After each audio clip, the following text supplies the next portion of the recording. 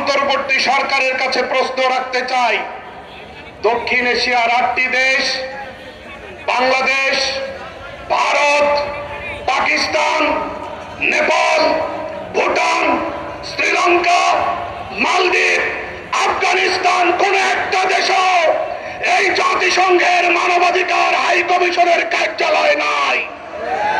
কেন পাকিস্তানের সঙ্গে আপনাদের এত বন্ধুত্বপূর্ণ সম্পর্ক পাকিস্তানে খোলেন নাই? 140 কোটি জনসংখ্যার দেশ ভারতে মুসলিম সংখ্যালঘু নির্যাতন কোন পর্যায়ে আছে? মুসলমানদের উপর অত্যাচারের স্টিম রোলার চলছে।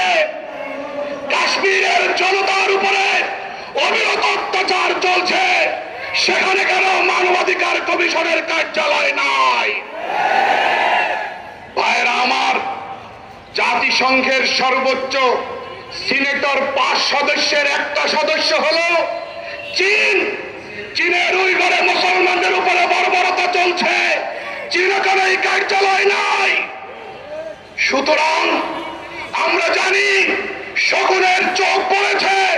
হেফাজতে ইসলাম বাংলাদেশ পরিষ্কার বলতে চায়, আগ্রাসনের বিরুদ্ধে এক আগ্রাসী শক্তিকে তাড়িয়ে দেওয়ার জন্য লড়াই করেছি, আর এক আগ্রাসী শক্তির কোলে উঠবার জন্য নয়।